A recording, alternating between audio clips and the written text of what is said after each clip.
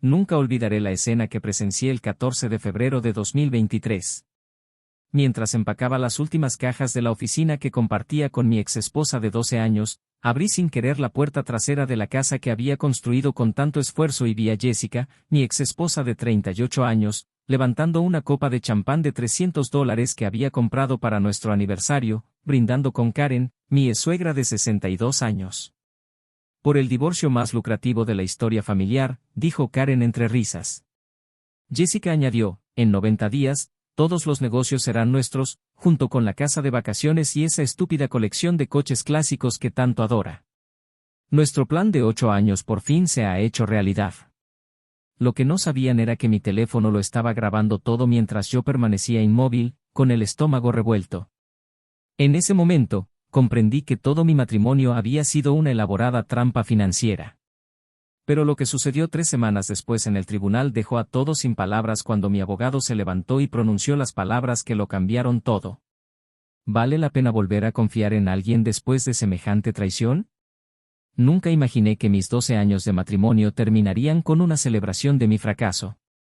Me llamo Michael Johnson, tengo 42 años, soy un emprendedor tecnológico en Seattle y creía haber construido una vida perfecta con Jessica, una mujer que conocí en la universidad y con quien he compartido sueños, fracasos y triunfos durante más de una década. Nuestra relación empezó como un cuento de hadas, éramos jóvenes, ambiciosos y estábamos enamorados. Nos casamos en 2011, cuando mi carrera aún estaba en sus inicios y luchaba por establecer mi empresa de ciberseguridad. Jessica siempre pareció apoyar mis sueños, incluso cuando teníamos que ahorrar hasta el último centavo y vivir en un pequeño apartamento de una habitación en una zona no muy buena de la ciudad. O eso creía.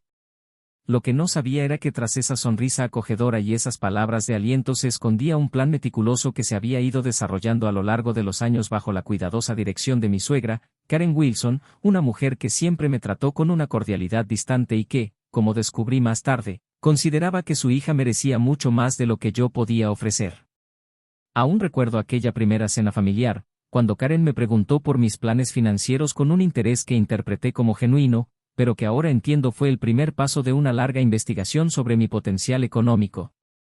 Conocí a Jessica en 2009 durante una conferencia de tecnología en la Universidad de Washington. Acababa de terminar mi maestría en informática y presentaba un proyecto sobre nuevas metodologías de criptografía. Jessica estaba allí representando a la empresa donde trabajaba en relaciones públicas, aunque luego supe que su principal interés era identificar jóvenes talentos con potencial financiero. Se acercó a mí después de mi presentación, elogió mi trabajo con un interés genuino y me invitó a tomar un café. Ese día, hablamos durante horas. Jessica era inteligente, encantadora y parecía comprender mis ambiciones a la perfección. Cuando mencionó que siempre había soñado con casarse con alguien que construyera algo importante, lo interpreté como admiración, no como un plan calculado. Nuestro noviazgo fue intenso y relativamente corto. 6 meses después, vivíamos juntos en mi pequeño apartamento, y un año después de nuestra primera cita, le propuse matrimonio. Recuerdo haber ahorrado durante 3 meses para comprar un anillo de compromiso modesto pero significativo, un solitario de diamante de 0,5 quilates que costó $2.800, prácticamente todos mis ahorros en aquel momento. Cuando se lo puse a Jessica, vi un breve destello de decepción en sus ojos que rápidamente se transformó en una sonrisa. En aquel momento, pensé que eran nervios. Hoy sé que esperaba más, mucho más. Conocí a Karen 2 semanas después, cuando llevé a Jessica a pasar un fin de semana en Portland, donde su madre vivía en una elegante casa en Lake Oswego. Desde el primer momento, sentí que me estaban evaluando. Karen me hizo preguntas específicas sobre mis orígenes, mi familia, de clase media y sin contactos importantes, algo que claramente la decepcionó y, sobre todo, sobre mis planes profesionales. Cuando mencioné que estaba creando una empresa de ciberseguridad, vi en los ojos de Karen el mismo brillo que a veces percibía en los de Jessica. De nuevo, lo interpreté como entusiasmo por mis ambiciones, no como el reconocimiento de una oportunidad. Nuestra boda fue en julio de 2011, una ceremonia sencilla en un parque de Seattle con unos 80 invitados. Jessica parecía decepcionada con el evento, a pesar de que había gastado todo el dinero que había ganado con mis primeros contratos de consultoría. Karen se irritó visiblemente al darse cuenta de que el buffet no incluía champán premium y que las flores no eran las más caras disponibles. En su brindis, hizo un comentario peculiar que solo ahora entiendo del todo, para Jessica, que siempre supo lo que quería en la vida y encontró justo lo que buscaba. Los invitados lo interpretaron como un cumplido a nuestra unión, ahora entiendo que se refería al plan. Los primeros años de nuestro matrimonio fueron una época de lucha y trabajo duro. Fundé CyberShield Solutions en nuestro apartamento de una habitación, trabajando 16 horas al día mientras intentaba conseguir clientes y desarrollar nuestros primeros productos de seguridad. Jessica trabajaba en relaciones públicas en una empresa de marketing, aunque se quejaba con frecuencia de su salario y su entorno laboral. Recalcaba repetidamente cómo había sacrificado mejores oportunidades para apoyar mi sueño, algo que acepté con gratitud y culpa. Esto creó un patrón desde el principio. Me sentía eternamente en deuda con ella, lo que me hacía más susceptible a sus futuras manipulaciones. En 2013, tuvimos nuestro primer gran avance cuando CyberShield consiguió un contrato de $350,000 con una empresa regional de salud para desarrollar un sistema de seguridad para los datos de sus pacientes. Recuerdo haber vuelto a casa eufórico, con una botella de champán que costaba $120, un lujo absurdo para nuestro presupuesto de entonces. Jessica estaba realmente emocionada, pero su primera pregunta fue, ¿significa esto que por fin podemos comprar una casa de verdad? Esa noche, en lugar de celebrar, pasamos horas mirando anuncios inmobiliarios en barrios caros que claramente estaban fuera de nuestro alcance. A medida que la empresa crecía, también lo hacían nuestras vidas. En 2015, cerramos nuestro primer contrato importante con una empresa de la lista Fortune 500, un acuerdo de $1,2 millones para brindar seguridad continua a su infraestructura en la nube. Finalmente pudimos comprar una casa, un lugar espacioso en las afueras con jardín y espacio para los hijos que planeábamos tener. Durante el proceso de compra, Jessica sugirió que pusiéramos la casa a su nombre por razones de seguridad empresarial, argumentando que mi nombre estaría protegido en caso de que la empresa tuviera problemas legales. Consulté brevemente con un abogado que sugirió una estructura de propiedad conjunta, pero Jessica insistió, diciendo que confiaba en ella tanto como yo y que era la decisión más inteligente. En ese momento me pareció razonable, confié plenamente en ella. Ese fue mi primer error, y no sería el último. La casa costó $975,000, una suma considerable, pero Jessica insistió en que necesitábamos una casa en un barrio prestigioso para reflejar el creciente prestigio de la empresa. Gastamos otros $150,000 en renovaciones y muebles, mucho más de lo que yo consideraba prudente, pero Jessica argumentó que necesitábamos impresionar a los clientes y socios que eventualmente recibiríamos en nuestra casa. Una vez más, cedí, deseando verla feliz y convencido de que estaba invirtiendo en nuestro futuro conjunto. Fue durante este periodo que empecé a notar pequeñas inconsistencias en el comportamiento de Jessica. Hablaba constantemente de tener hijos, de decorar una habitación para la futura guardería, pero siempre encontraba razones para posponerlo. Primero quería emprender su propia carrera como consultora, que nunca llegó a despegar, luego decidió que la casa necesitaba más reformas para que fuera apta para niños, y más tarde insistió en que necesitábamos una situación financiera aún más estable. Cuando la interrogaba, se ponía a la defensiva o rompía a llorar, acusándome de no entender la presión que sentía como mujer. Yo retrocedía, sintiéndome culpable por presionarla. En los años siguientes, CyberShield creció exponencialmente. Pasé de ser un pequeño emprendedor a director ejecutivo de una empresa multimillonaria. En 2017, nuestros ingresos anuales alcanzaron los $6,8 millones y en 2018, alcanzamos los 15 millones con un equipo de 47 empleados. El éxito nos trajo comodidades materiales que nunca antes habíamos experimentado. Compramos una segunda casa en 2018, una propiedad vacacional en Lake Tahoe que costó $2,3 millones. De nuevo, Jessica insistió en que la casa estuviera a su nombre, esta vez argumentando que era para diversificar nuestros activos en caso de problemas con la empresa. Para entonces, estaba tan ocupado gestionando el crecimiento explosivo de CyberShield que simplemente acepté, queriendo evitar conflictos.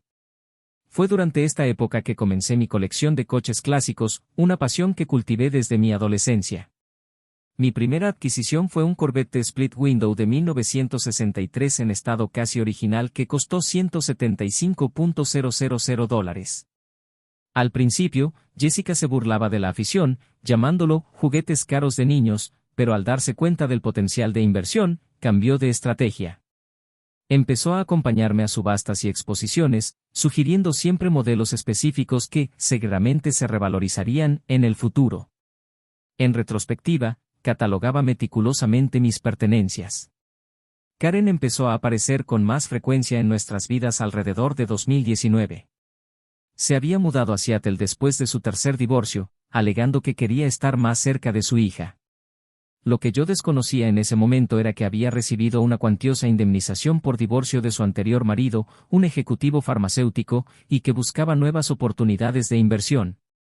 Su anterior marido la había demandado por fraude financiero, pero el caso se resolvió extrajudicialmente con un acuerdo de confidencialidad. Esta información solo salió a la luz mucho más tarde. Karen empezó a aparecer con más frecuencia en casa, siempre con sugerencias sobre inversiones que debía hacer o propiedades que debía adquirir.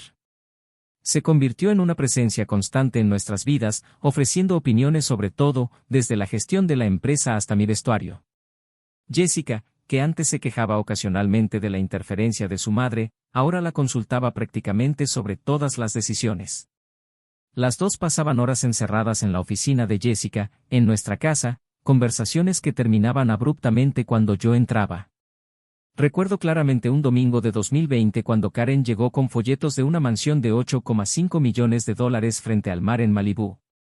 Ya has llegado a este nivel, Michael. Necesitas una casa que lo muestre al mundo, argumentó. Cuando le expliqué que prefería reinvertir en la empresa en ese momento, sobre todo con la incertidumbre económica causada por la pandemia, ambos intercambiaron miradas de desaprobación que en aquel momento atribuía simple decepción, pero que ahora entiendo que eran irritación por mi resistencia a su plan. La pandemia de COVID-19 trajo cambios significativos a nuestra relación. Con el distanciamiento social, pasamos más tiempo juntos en casa que nunca, y las fallas en nuestro matrimonio se hicieron más difíciles de ignorar. Jessica parecía constantemente aburrida e irritada con mi presencia, incluso cuando intentaba involucrarla en proyectos o actividades conjuntas. Al mismo tiempo, la demanda de soluciones de ciberseguridad se disparó con la transición global al teletrabajo, y CyberShield estaba más ocupado que nunca, lo que me mantuvo trabajando muchas horas incluso estando físicamente en casa. Fue durante la pandemia que empecé a notar un comportamiento realmente preocupante. Jessica instaló cerraduras digitales en su oficina en casa, alegando que necesitaba privacidad para las videollamadas. A menudo la pillaba hablando en voz baja por teléfono, conversaciones que terminaban abruptamente cuando me acercaba. En algunas ocasiones, encontré documentos de la empresa en su oficina, incluyendo información financiera confidencial que no le había compartido. Cuando le pregunté, dijo que simplemente estaba intentando comprender mejor el negocio para poder apoyarme adecuadamente. A mediados de 2021, Jessica anunció su interés por el diseño de interiores, algo que nunca antes había mencionado como tal. Invirtió más de $200,000 en la renovación completa de nuestra casa principal y nuestra casa de vacaciones, contratando fotógrafos profesionales para documentar el proceso y creando una elegante página web para su nuevo estudio. Sin embargo, por lo que pude ver, nunca buscó clientes externos, y los únicos proyectos en su portafolio eran nuestras propias propiedades. Aún así, insistió en que necesitaba un presupuesto mensual considerable para marketing y networking, que provenía directamente de nuestras cuentas conjuntas. Las fiestas navideñas siempre se celebraban en casa de Karen, una tradición familiar que respetaba aunque no me sentía del todo cómoda. El día de Navidad de 2021, noté algo extraño. Mientras ayudaba a mi suegra a subir unas cajas al sótano, encontré una carpeta con documentos sobre mi negocio, incluyendo evaluaciones financieras que nunca había compartido con Jessica ni con su familia. También había documentos sobre las leyes de divorcio del estado de Washington, con secciones sobre división de bienes y negocios resaltadas en amarillo. Al hojearlos rápidamente, vi notas en los márgenes sobre estrategias para maximizar las ganancias y técnicas para ocultar activos. Me quedé paralizada, sin poder creer lo que veía. Le comenté el asunto casualmente a Jessica de camino a casa, y enseguida me explicó que su madre estaba ayudando a una amiga con un divorcio difícil y que había investigado el tema a fondo. La explicación parecía plausible, y una parte de mí quería creerla desesperadamente. Y así lo hice, porque quería creer. Otro error. El año 2022 comenzó con grandes cambios para Cybershield. Conseguimos un contrato de $12 millones con una multinacional energética para proteger su infraestructura crítica, el mayor en su historia. Nuestro equipo había crecido a 112 empleados y estábamos considerando abrir una segunda oficina en la costa este. El valor de mercado estimado de la empresa superaba los $100 millones, algo que jamás imaginé cuando empecé en nuestro pequeño apartamento con una sola laptop y un montón de ideas. Jessica sugirió que celebráramos con un viaje de 3 semanas a Europa, visitando destinos de lujo en Italia, Francia y Grecia. El viaje costó casi $70,000, incluyendo suites en hoteles de 5 estrellas, experiencias gastronómicas exclusivas y compras en boutiques de lujo. Durante este viaje, estuvo extrañamente obsesionada con su celular, respondiendo mensajes y haciendo llamadas privadas constantemente. Cuando le pregunté, me dijo que estaba preparando una sorpresa para mí. La sorpresa llegó 2 meses después de nuestro regreso, cuando llegué temprano a casa de un viaje de negocios y encontré los papeles del divorcio en la mesa del comedor. Esa noche de septiembre, Jessica me explicó fríamente que ya no era feliz en su matrimonio, que habíamos crecido en direcciones diferentes y que quería encontrar su propio camino.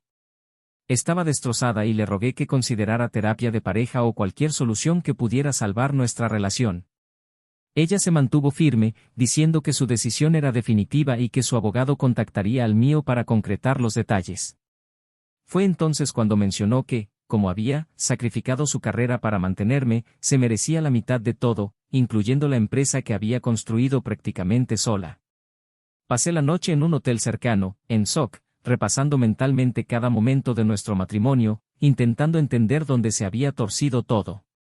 Llamé a mi mejor amigo, David Thompson, que me conocía desde la universidad. David sospechó de inmediato que algo andaba mal, que no eran solo 2 personas que se distanciaban. Mike, esto parece planeado. El momento es muy extraño, justo después de haber alcanzado este nivel de éxito, dijo. Los meses siguientes fueron un torbellino de reuniones con abogados, noches de insomnio y una constante sensación de traición que me carcomía el alma. Jessica contrató a uno de los abogados de divorcio más agresivos de la ciudad, Timothy Roberts, conocido por exprimir hasta el último céntimo en casos como el nuestro. Las exigencias eran absurdas: la casa principal, la casa de vacaciones, mi colección de coches, que ahora incluía 7 vehículos históricos valorados en más de $1,5 millones, el 60% de las acciones de mi empresa y una pensión mensual equivalente al 35% de mis futuras ganancias. Cuando mi abogado, Frank Williams, me mostró la lista, apenas podía respirar. El argumento del equipo legal de Jessica fue que ella había sido fundamental para el éxito de Cybershield, actuando como consultora no oficial y haciendo importantes sacrificios personales para apoyar mi carrera. Argumentaron que había pospuesto tener hijos y sus propias ambiciones profesionales para que yo pudiera construir el imperio que ahora teníamos. Lo más alarmante es que tenían documentación que parecía respaldar estas afirmaciones: correos electrónicos de agradecimiento por su orientación, fotos suyas en eventos de la empresa e incluso una tarjeta de cumpleaños donde le había escrito que nada de esto sería posible sin ti. En enero de 2023, Jessica se mudó a un lujoso apartamento en el centro que, como descubrí más tarde, había sido comprado 6 meses antes de la solicitud de divorcio, en un acuerdo financiero con su madre. Karen empezó a asistir a todas las reuniones relacionadas con el divorcio, sentándose junto a Jessica como una guardiana vigilante, siempre susurrándole consejos al oído y lanzándome miradas triunfantes. En una de estas reuniones, escuché por casualidad a Karen decirle a Jessica: pronto él no tendrá nada, y tú tendrás todo lo que mereces. Fue devastador descubrir que nuestra cuenta conjunta principal, donde guardábamos nuestras reservas operativas, prácticamente se había vaciado. De un saldo de casi $750,000, solo quedaban $32,000. Jessica había transferido el dinero gradualmente durante los últimos 8 meses a cuentas personales, alegando que eran para proyectos de decoración e inversiones para nuestro futuro. Al ser confrontada legalmente por esto, simplemente declaró que, como titular de la cuenta conjunta, tenía todo el derecho a usar los fondos como mejor le pareciera. Mi salud empezó a deteriorarse rápidamente. Perdí 15 kilos en 2 meses, desarrollé insomnio crónico y mi presión arterial alcanzó niveles alarmantes. Empecé a tener ataques de pánico en medio de reuniones importantes, algo que nunca antes había experimentado. Mi médico me recetó ansiolíticos y me sugirió que me tomara una excedencia en la empresa, pero sabía que no podía irme, no con tanto en juego. David prácticamente se mudó conmigo, preocupado por si cometía alguna estupidez. Fue él quien me encontró una noche, sentada en el suelo del baño con un frasco de pastillas en la mano, contemplando lo impensable. Nunca abrí el frasco, pero el hecho de haber considerado esa opción me asustó profundamente.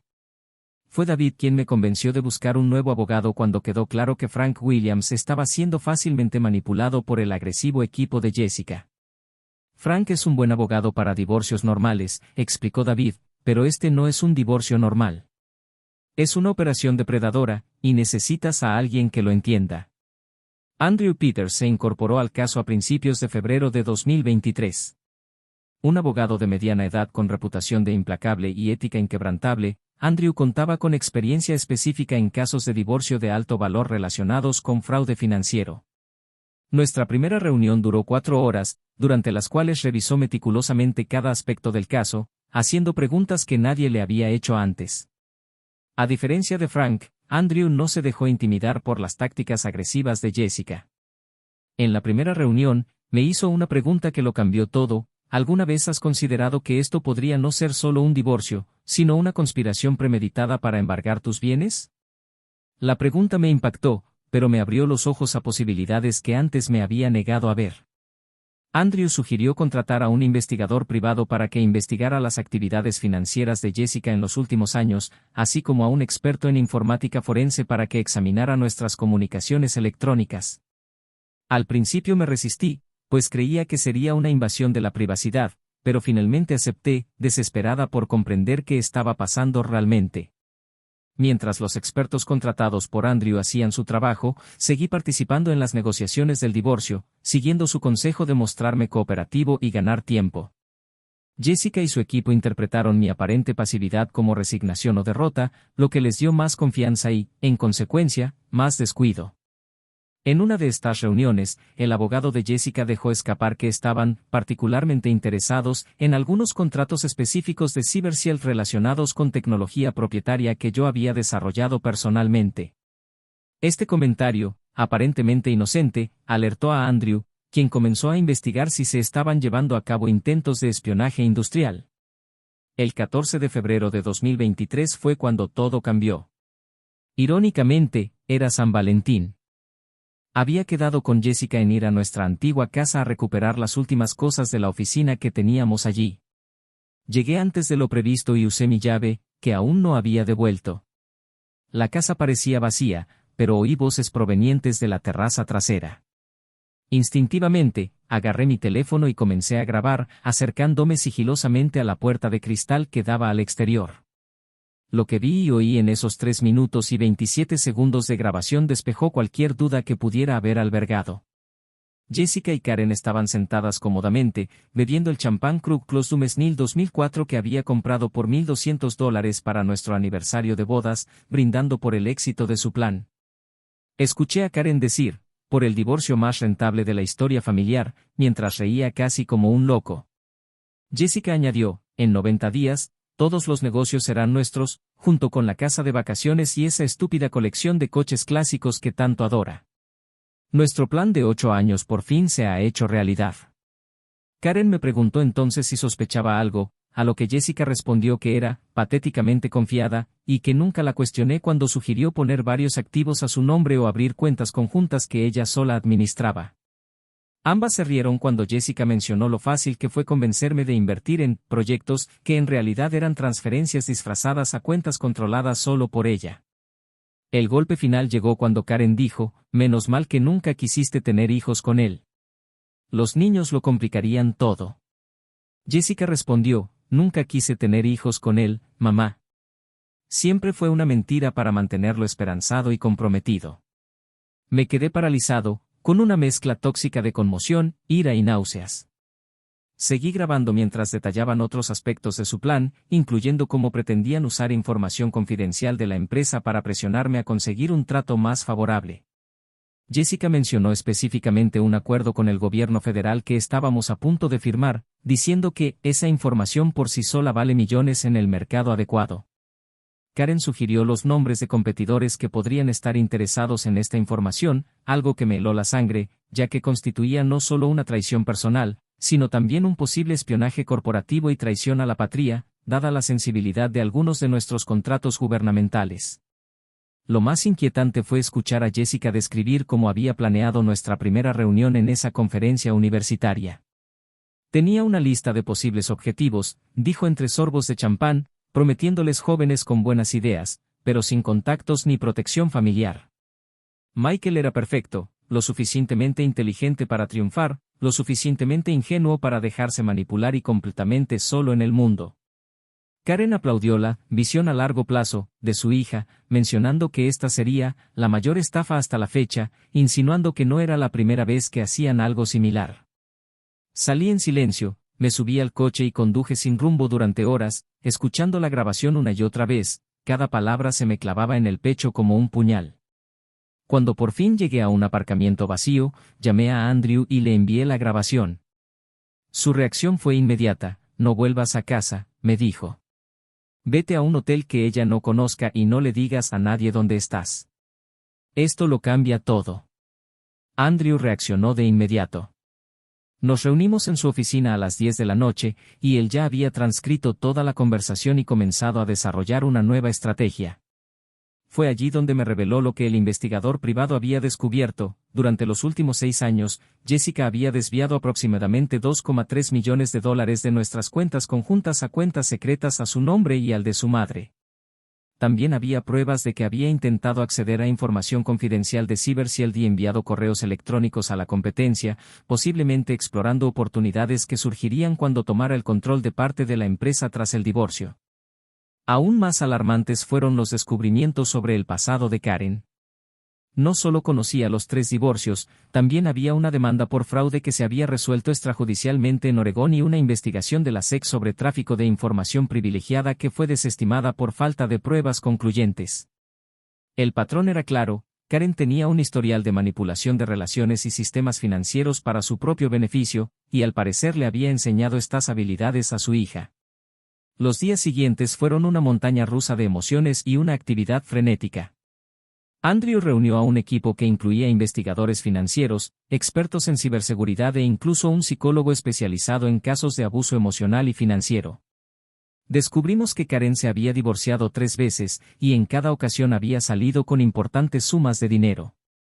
Su segundo marido había intentado demandarla por fraude, pero finalmente se echó atrás tras amenazas de que revelaría información embarazosa sobre su vida privada. Parecía que le había enseñado a su hija su arte, y yo era solo el último de una serie de hombres usados y descartados. El experto en informática forense recuperó correos electrónicos borrados de la computadora que Jessica usaba ocasionalmente en nuestra oficina en casa. En un correo electrónico a Karen de 2015, poco después de comprar nuestra primera casa, Jessica escribió: Fase 1 completada. La casa está a mi nombre. Ni siquiera pestañeó cuando se lo sugerí. En otro, de 2018, detalló cómo me había convencido de que también pusiera la casa de Lake Tahoe a su nombre: está tan ocupado con su negocio que firmará cualquier cosa que le ponga por delante. Vamos a proceder con la fase 3 antes de lo previsto. Lo más inquietante fue un documento detallado titulado Plan de Extracción, que Jessica había creado en 2020, que detallaba cómo y cuándo solicitaría el divorcio, qué activos buscaría y cómo usaría la información de la empresa como palanca. El documento incluía un cronograma específico vinculado a los hitos financieros de CyberShield, y el punto de salida ideal se identificaba como cuando la valoración alcance los $100 millones o más. El divorcio se presentó tan solo 2 semanas después de que un tasador independiente estimara el valor de CyberShield en $115 millones como parte de una posible ronda de inversión. Mientras tanto, mantuve las apariencias durante las negociaciones oficiales del divorcio. Jessica y su abogado seguían presionando para llegar a un acuerdo que prácticamente me dejaría en bancarrota, mientras que Andrew pedía más tiempo para revisar los documentos. Lo que Jessica no sabía era que estábamos construyendo no solo un caso de defensa en el divorcio, sino también una posible causa penal contra ella y Karen. Andrew se coordinó con el Departamento de Seguridad de CyberShield para documentar todos los intentos de Jessica de acceder a nuestros sistemas o usar sus credenciales. Descubrimos que había intentado acceder a archivos relacionados con contratos gubernamentales confidenciales en repetidas ocasiones y que había copiado información de propiedad intelectual a dispositivos externos. Con base en esta evidencia, presentamos medidas de protección de emergencia para proteger a la empresa mientras continuaba el proceso de divorcio. También contacté discretamente a clientes e inversores clave para alertarlos sobre la situación, presentándola como un problema de seguridad corporativa sin entrar en detalles personales. Esto fue crucial para mantener la confianza del mercado en la empresa durante este periodo turbulento. Tuve que encontrar un equilibrio entre la necesidad de transparencia y la protección de la reputación de CyberShield, que podría verse dañada por la asociación si los sórdidos detalles se revelaban públicamente. El 7 de marzo de 2023, tuvimos nuestra audiencia preliminar en el tribunal. Jessica llegó con un conjunto de Chanel que le había regalado por Navidad, acompañada de Karen y su abogado, todos rebosantes de confianza. Me senté en silencio junto a Andrew, quien parecía inusualmente relajado. La jueza, una mujer de mediana edad llamada Diane Reynolds, revisó los documentos preliminares y preguntó si había algún asunto preliminar que tratar antes de proceder. Fue entonces cuando Andrew se puso de pie y pronunció las palabras que lo cambiaron todo: Su señoría, antes de continuar, quisiera presentar pruebas de que este proceso de divorcio forma parte, de hecho, de una conspiración premeditada de fraude financiero y emocional, orquestada por la señora Johnson y su madre, la señora Wilson, con el propósito específico de apropiarse indebidamente de los bienes y la propiedad intelectual del señor Johnson. Tenemos pruebas de malversación de fondos, transferencias fraudulentas, intentos de espionaje industrial y, lo más importante, una confesión grabada por un forense en la que ambas partes admiten que el matrimonio y el posterior divorcio se planearon desde el principio como un plan para obtener ganancias financieras ilícitas. El silencio que siguió fue absoluto. Miré a Jessica y vi que palidecía.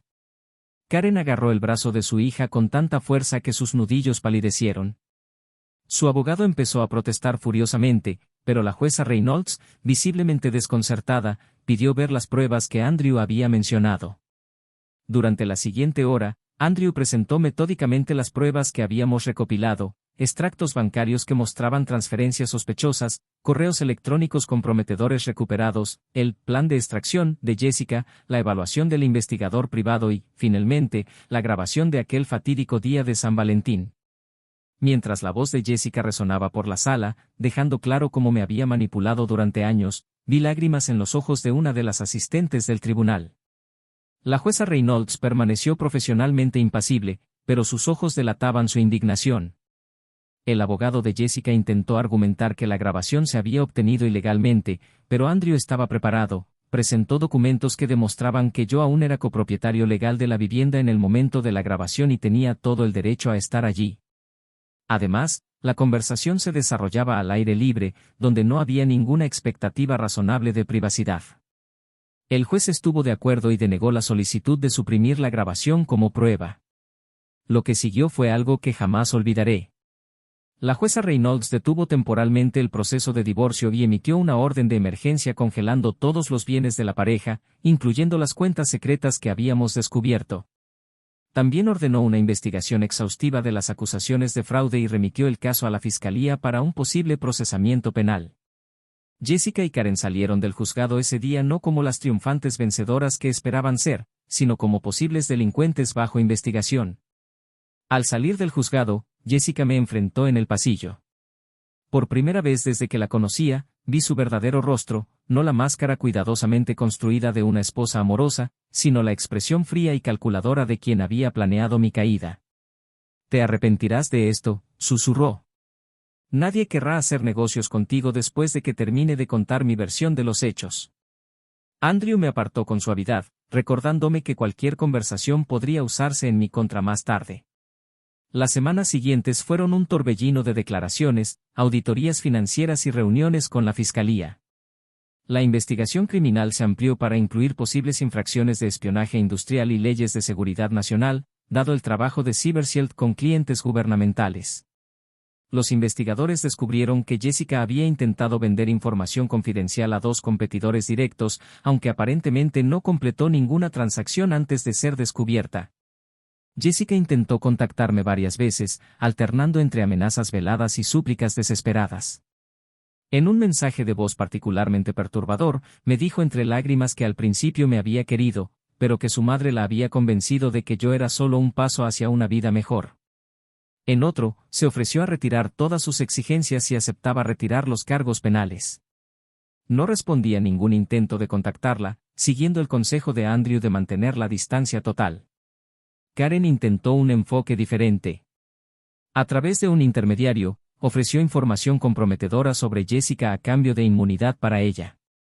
La oferta fue rechazada por la fiscalía, que ya contaba con pruebas suficientes contra ambas. Más tarde supimos que esta era una táctica que Karen había empleado en situaciones anteriores, atacando a sus cómplices al darse cuenta de que no tenía otra salida. A finales de abril, el fiscal de distrito presentó cargos formales contra Jessica y Karen por fraude financiero, malversación de fondos e intento de espionaje industrial. El caso se había convertido en un pequeño escándalo local, y algunos periódicos cubrieron la historia del divorcio convertido en caso penal. Antiguos amigos y conocidos comenzaron a contactarme, y muchos me revelaron que Jessica había intentado obtener información sobre mi negocio o mis finanzas a través de ellos a lo largo de los años. La magnitud de la traición parecía inagotable. Una revelación particularmente dolorosa provino de mi ex asistente ejecutiva, Rachel, quien confesó que Jessica había intentado sobornarla para obtener acceso a documentos confidenciales de la empresa. Rachel se negó y casi denunció el incidente en ese momento, pero Jessica la convenció de que simplemente intentaba sorprenderme con un regalo de trabajo. Otros empleados reportaron experiencias similares, lo que creó un patrón claro de intentos sistemáticos de infiltración en la empresa. En medio de todo el caos legal, ocurrió algo inesperado. Empecé a reconectar con partes de mí que había descuidado durante el matrimonio. Retomé la escalada, un pasatiempo que Jessica siempre había desaconsejado por considerarlo peligroso y sin clase. Reencontré con viejos amigos que poco a poco había ido alejando de mi círculo social, y ahora me daba cuenta de que había sido una táctica deliberada para aislarme y hacerme más dependiente emocionalmente de Jessica. Empecé a trabajar con una terapeuta especializada en traumas de pareja, quien me ayudó a comprender cómo había sido víctima de una forma sofisticada de abuso emocional y financiero. Con el apoyo de David y otros amigos que me apoyaron, recuperé gradualmente no solo mi salud física, sino también mi confianza. Mis ataques de pánico se hicieron menos frecuentes y comencé a dormir mejor. Me centré en proyectos en CyberShield que había pospuesto debido al estrés del divorcio, incluyendo una nueva línea de productos para proteger a las pequeñas empresas contra las ciberamenazas, algo que siempre había querido desarrollar, pero que Jessica había descartado por considerarlo insuficientemente rentable. En junio de 2023, 3 meses después de la reveladora audiencia, llegamos a un acuerdo en el proceso de divorcio. Con todas las pruebas en su contra, Jessica no estaba en condiciones de exigir nada.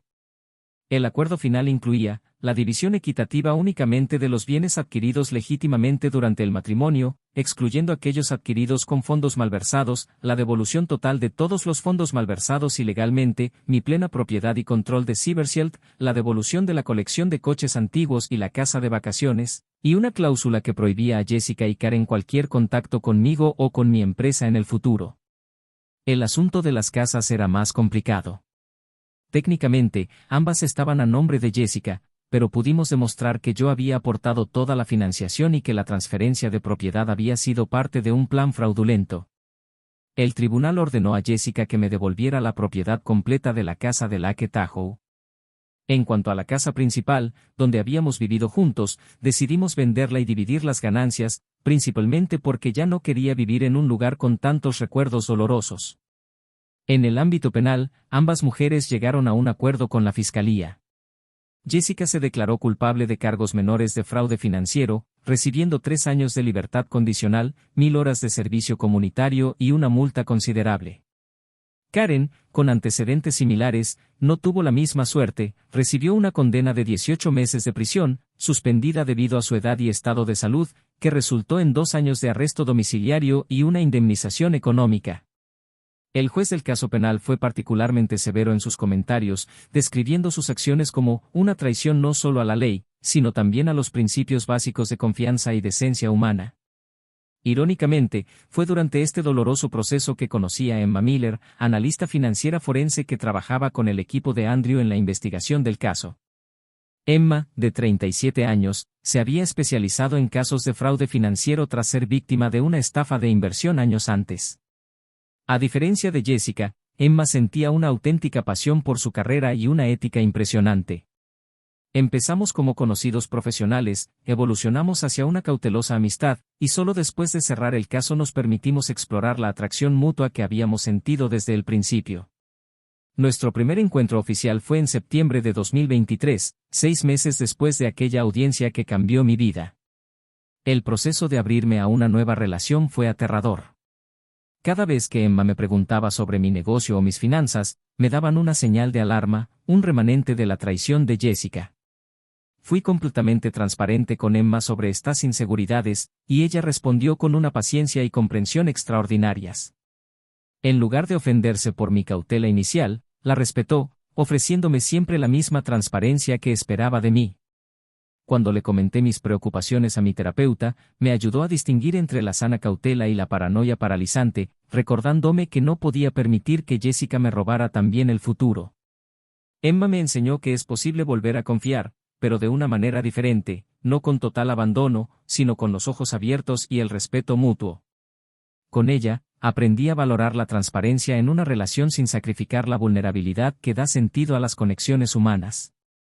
Cada pequeño paso en la confianza reconstruida fue una victoria sobre el trauma que Jessica y Karen me habían infligido. Cybershield no solo sobrevivió a la crisis, sino que prosperó. La cobertura mediática del caso, aunque inicialmente preocupante, terminó generando un interés positivo en la empresa como víctima que había resistido un sofisticado intento de espionaje industrial. Nuevos clientes, especialmente aquellos preocupados por la seguridad interna y la protección contra amenazas internas, comenzaron a contactarnos. Mi experiencia personal con el fraude me inspiró a desarrollar una nueva división dentro de la empresa, centrada específicamente en la protección contra el fraude financiero y el robo de identidad para particulares. El servicio, que lanzamos en enero de 2024, se convirtió rápidamente en nuestra oferta de mayor crecimiento. Fue profundamente sanador transformar mi dolor en algo que pudiera proteger a otros de sufrir pérdidas similares. En el primer aniversario de la audiencia que lo cambió todo, reuní al equipo de Cybershield para un anuncio importante. Había decidido ofrecer opciones sobre acciones a todos los empleados, permitiéndoles participar más directamente en el éxito de la empresa. También anuncié la creación de una fundación sin fines de lucro para educar a las posibles víctimas sobre el fraude financiero y el abuso económico en las relaciones. La fundación, a la que llamé Clear Shield, en un guiño a la transparencia y la protección, ofrecía recursos educativos y, en algunos casos, asistencia legal a personas en situaciones vulnerables. En cuanto a Jessica y Karen, escuché de terceros que se mudaron a otro estado después del escándalo. El acuerdo de confidencialidad que firmamos como parte del acuerdo final me impide hablar públicamente sobre detalles específicos del caso, pero las lecciones que aprendí son mías para compartir. Y por eso cuento esta historia hoy. Lo que comprendí, al mirar atrás, es que todas las señales estaban ahí. La reticencia de Jessica a tener hijos no se debía a su carrera ni al momento oportuno, sino a evitar un vínculo permanente que complicaría su plan de salida. El repentino interés de Karen en mi negocio no se debía al entusiasmo familiar, sino al reconocimiento depredador de una oportunidad. La insistencia de Jessica en que los activos estuvieran solo a su nombre no se debía a la protección, sino a la preparación. Ignoré estas señales porque elegí ver lo que quería ver, una pareja amorosa y una familia que finalmente me aceptara. Quizás lo más doloroso no fue la traición financiera, sino la emocional. Cuando escuché a Jessica decir en esa grabación que nunca quiso tener hijos conmigo, algo se rompió dentro de mí que ni siquiera las victorias legales posteriores pudieron reparar por completo. Durante años, había acariciado el sueño de ser padre, posponiéndolo a petición suya, creyendo que primero estábamos construyendo una base sólida. Descubrir que este futuro nunca estuvo realmente sobre la mesa fue como perder no solo el pasado que creía haber vivido, sino también el futuro que había imaginado. El impacto de esta revelación fue profundo. Durante meses después del divorcio, evité cualquier idea de formar una familia, convencida de que esa parte de mi vida estaba permanentemente comprometida. Fue Emma quien, con delicadeza, me ayudó a separar el sueño del trauma. En una conversación especialmente significativa, unos meses después de empezar a salir, ella compartió su propio deseo de tener hijos algún día, no como una presión ni una expectativa, sino como una posibilidad que podríamos explorar cuando ambos estuviéramos listos. Fue la primera vez desde el divorcio que me permití volver a considerar esa posibilidad. El proceso de sanación no fue lineal, con altibajos. Hubo días en los que me sentí completamente libre del pasado, y otros en los que un detonante inesperado, un correo electrónico antiguo encontrado por casualidad, una foto en redes sociales o incluso el aroma de un perfume que Jessica usaba, me devolvía a ese momento de descubrimiento devastador. Mi terapeuta me enseñó a reconocer estos momentos como parte natural del proceso de sanación, no como fracasos o debilidades. Hoy estoy reconstruyendo ese futuro bajo nuevas condiciones. Emma y yo estamos considerando la posibilidad de mudarnos juntos, un paso que abordamos con mucha consideración y total transparencia financiera, una lección que nunca olvidaré. Cybershield planea una expansión internacional, con nuevas oficinas previstas en Londres y Singapur en los próximos años. Estoy aprendiendo a tocar el piano, algo que siempre quise hacer, pero nunca encontré el tiempo. Mi colección de coches clásicos ahora incluye el Mustang de 1967 que siempre soñé con restaurar, un proyecto que se ha convertido en una forma terapéutica de meditación activa. Y lo más importante, vuelvo a dormir, sin pesadillas, sin despertarme presa del pánico a las 3 de la madrugada. Hace poco, hice algo que nunca imaginé volver a hacer, empecé a buscar casa. No por inversión ni por estatus, sino para crear un verdadero hogar. Emma y yo visitamos docenas de propiedades, evaluándolas no por su posible valor de reventa ni por la impresión que causarían en los demás, sino simplemente por el criterio de si podíamos imaginarnos construyendo una vida feliz allí. La casa que finalmente elegimos es más pequeña y menos ostentosa que la mansión que compartía con Jessica, pero cada rincón fue seleccionado por nosotras, juntas, con una visión compartida. En las negociaciones de compra, insistí en estructuras legales claras que protegieran nuestros intereses. No por desconfianza hacia Emma, sino por respeto a su derecho a la seguridad e independencia, así como al mío. Este enfoque, que antes me habría parecido frío o calculador, ahora lo entiendo como la base de una relación verdaderamente equitativa y sana. La confianza no es la ausencia de estructuras protectoras, sino la creación consciente de un espacio donde ambos puedan ser vulnerables sabiendo que existen salvaguardas mutuas. Si hay una lección que he aprendido y que me gustaría compartir, es esta: confía, pero verifica. El amor no requiere ceguera voluntaria. Las parejas verdaderas no temen a la transparencia. Y si algo parece demasiado bueno para ser verdad, quizá debas analizarlo con más detenimiento, no por cinismo, sino por instinto de supervivencia. He aprendido a las malas que algunas personas ven las relaciones no como asociaciones, sino como oportunidades de explotación. Identificar esto a tiempo puede salvar no solo tus finanzas, sino también tu salud mental y valiosos años de tu vida. Lo que descubrí a través de esta experiencia es que existen diferentes tipos de fortaleza. Está la que surge al protegerse de la vulnerabilidad, que es lo que intenté hacer inicialmente después del divorcio. Y está la fortaleza más profunda que surge al permanecer abierto a una conexión genuina incluso después de la traición, al volver a arriesgarse con los ojos abiertos. Esta segunda forma es infinitamente más difícil, pero también infinitamente más gratificante. En mi última sesión de terapia, mi terapeuta me preguntó si podía encontrar algún aspecto positivo en la experiencia traumática. Tras reflexionar, respondí que aprendí la diferencia entre estar solo y sentirse solo. Con Jessica, me sentía profundamente solo sin darme cuenta, viviendo con alguien que solo me veía como un recurso útil, no como una persona.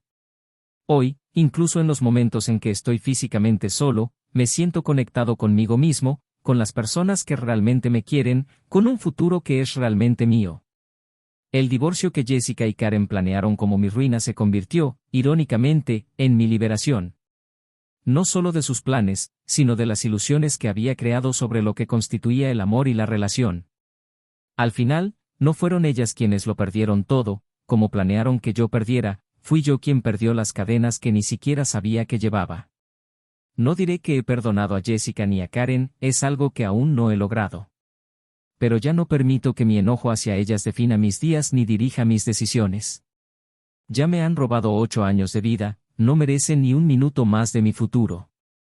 En cambio, Me concentro en las nuevas posibilidades, las lecciones aprendidas y en la persona más fuerte y sabia en la que me he convertido gracias a este fuego purificador. A veces, cuando conduzco uno de mis viejos coches por las carreteras costeras de Washington, con el viento alborotándome el pelo y sin un destino específico en mente, siento una gratitud inesperada.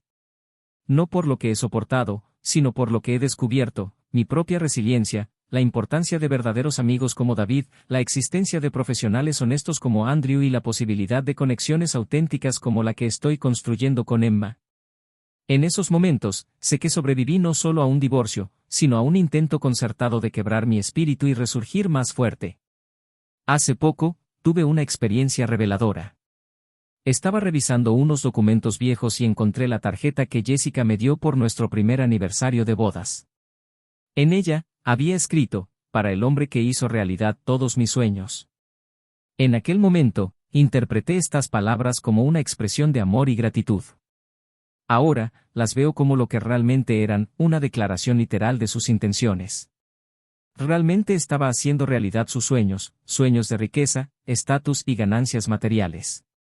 Pero no había reciprocidad genuina, solo una ilusión cuidadosamente construida. Lo que más me impactó no fue la falsedad del mensaje, sino mi propia reacción al releerlo. En lugar del dolor agudo que habría sentido meses antes, experimenté solo una melancolía suave y distante, como si estuviera leyendo sobre la vida de otra persona. Fue entonces cuando me di cuenta de que realmente estaba avanzando, no solo sobreviviendo, sino reconstruyendo. Mi historia no se trata solo de un divorcio que salió mal para los conspiradores. Se trata de reconocer que a veces tenemos que perder todo lo que creíamos querer para encontrar lo que realmente necesitamos. Se trata de aprender que las heridas, por profundas que sean, con el tiempo sanan, dejándonos más sabios y capaces de una alegría más auténtica de la que jamás imaginamos durante los días oscuros. Debo admitir que una pequeña parte de mí sonrió al enterarme de que la mansión de Malibú que Karen anhelaba que comprara, probablemente para que eventualmente formara parte del botín, había sido adquirida recientemente por un antiguo competidor de Cybershield que se había convertido en socio comercial. La vida a veces tiene un sentido del humor peculiar. En octubre de 2024, más de un año y medio después de aquel fatídico día en el juzgado, recibí un sobre por correo sin remitente. Dentro solo había un recorte de periódico, un breve artículo sobre el nuevo arresto de Karen, esta vez por intentar un plan similar con un viudo adinerado en su nueva ciudad. No había ninguna nota ni explicación. Nunca supe quién lo envió, pero sospecho que pudo haber sido el abogado de Jessica, quien pareció genuinamente horrorizado cuando salieron a la luz las pruebas de sus planes. La noticia no me alegró, solo me confirmó con tristeza que algunas personas rara vez cambian. En cuanto a Jessica, me enteré por contactos mutuos que trabaja como vendedora en unos grandes almacenes, luchando por reconstruir su vida con su reputación manchada y las puertas cerradas al mundo corporativo debido a sus crímenes. Una parte de mí, una pequeña pero persistente, espera que finalmente encuentre un mejor camino, no por mi bien, sino por el suyo. Vivir con tanta frialdad y cálculo se siente como una especie de prisión. A finales de 2024, Emma y yo asistimos a una gala benéfica de la Fundación Clear Shield. El evento recaudó más de $750,000 para apoyar a las víctimas de abuso financiero y fraude en sus relaciones. Durante mi discurso, compartí partes de mi historia, omitiendo detalles que violarían el acuerdo de confidencialidad, pero destacando las señales de alerta y los mecanismos de protección que todos deberían conocer. Después del evento, se me acercaron decenas de personas con experiencias similares, algunos hombres, muchas mujeres, todos unidos por el trauma común de haber confiado en alguien que solo los veía como una oportunidad para explotarlos. Una mujer de unos 70 años me apretó la mano con fuerza y dijo, mi esposo, con quien llevo 40 años de matrimonio, hizo algo parecido. Pensé que estaba sola, que era la única tonta que no veía las señales. Sus palabras me recordaron que, aunque mi experiencia fue dolorosa, compartirla tenía un propósito, romper el silencio y la vergüenza que a menudo rodean este tipo de abuso, independientemente del género o la condición de la víctima. Este año, por primera vez desde mi divorcio, celebré mi cumpleaños con una fiesta. Nada extravagante, solo una reunión de gente que de verdad me quiere en la casa de playa que casi pierdo. Emma lo organizó todo, invitando a viejos y nuevos amigos. Mientras observaba a todos charlando y riendo en la terraza donde, hace poco, Jessica y Karen brindaron por mi caída, sentí que se cerraba un círculo. Ese espacio había sido recuperado, al igual que mi vida. Emma y yo hablamos hace poco sobre nuestro futuro. A los 38, vuelvo a pensar en la paternidad, no como un sueño abstracto o una expectativa social, sino como una posibilidad real y deseada. Emma, a sus 37 años, comparte este deseo. Hay algo profundamente sanador en imaginar una familia basada en valores auténticos de cuidado y respeto mutuo. No sé exactamente cómo ni cuándo se hará realidad este sueño, quizás mediante la adopción, quizás la concepción biológica, pero el simple hecho de poder considerar estas posibilidades sin la carga del pasado es una victoria significativa. En CyberShield, implementamos recientemente un programa llamado Shield for Bard, diseñado para ayudar a otras empresas a protegerse contra amenazas internas, empleados descontentos, socios comerciales deshonestos o cónyuges con acceso a información confidencial. El programa se desarrolló a partir de mi experiencia personal y ya ayuda a docenas de organizaciones a identificar vulnerabilidades antes de que puedan ser explotadas. Convertir mi trauma en algo que protege a otros ha sido una de las experiencias más gratificantes de mi vida profesional. En momentos de tranquilidad, cuando reflexiono sobre todo lo sucedido, todavía me pregunto a veces cómo no lo vi venir. Creo que la respuesta reside en las expectativas sociales que hemos interiorizado sobre el amor y el matrimonio.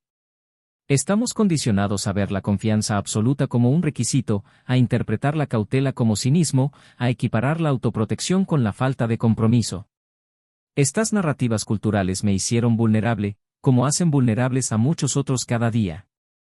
Si estás experimentando algo similar, traición, manipulación, abuso emocional o financiero, quiero que sepas algunas cosas.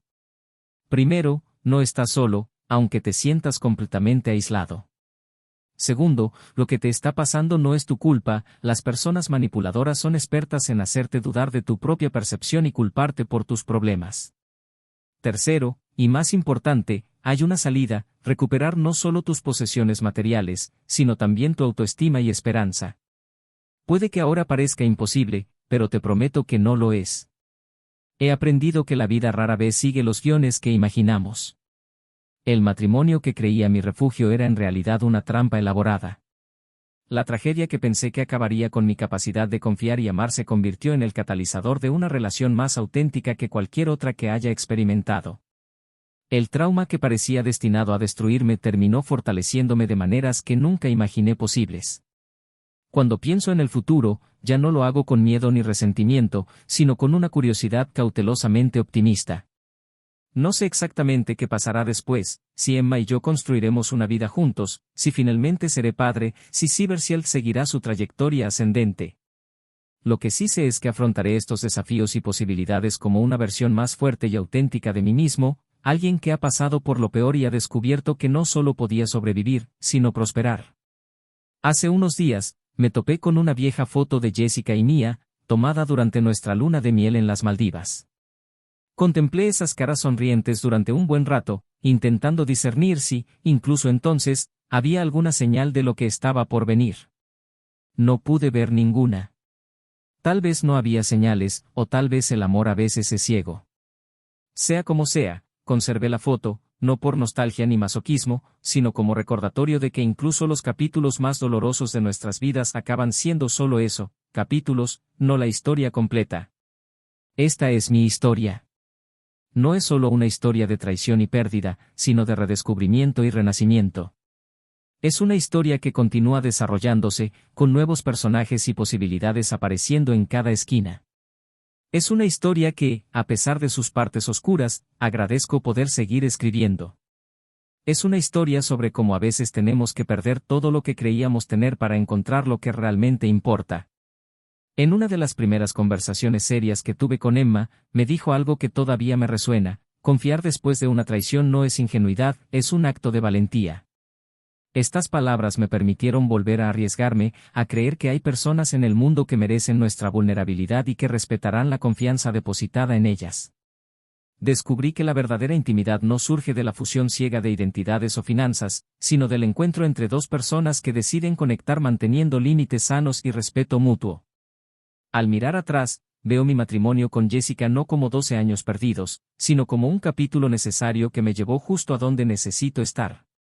Sin esa experiencia, quizá nunca habría aprendido las lecciones que ahora guían mi vida. Quizá nunca habría conocido a Emma, ni fundado Clear Shield, ni desarrollado los productos que ahora ayudan a otros a protegerse.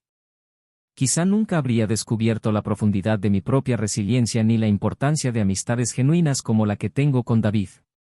No existe una hoja de ruta perfecta para recuperarse de una traición de esta magnitud. El camino no es lineal, con días buenos y malos, avances y retrocesos. Lo que he aprendido es la importancia de ser paciente contigo mismo durante todo el proceso, celebrar las pequeñas victorias y reconocer que la sanación llega con su tiempo. Y lo más importante, he aprendido que podemos transformar incluso nuestras experiencias más dolorosas en fuentes de sabiduría y propósito. Si has escuchado hasta aquí, probablemente te habrás dado cuenta de que las relaciones y las familias no siempre son como las imaginamos, ¿verdad? En este canal encontrarás un espacio seguro donde historias reales como la mía se cuentan sin juicios. Estas historias te conmoverán, te harán reflexionar y quizás incluso te ayuden a comprender mejor tus propias experiencias familiares y románticas. Si te identificaste con algún aspecto de mi historia o conoces a alguien que esté pasando por una situación similar, comparte este video. Dale, me gusta, suscríbete al canal y comparte tus propias experiencias o reflexiones en los comentarios. Juntos, formamos una comunidad donde cada historia importa y donde nadie tiene que afrontar sus desafíos solo. Gracias por escuchar y nos vemos en la próxima historia.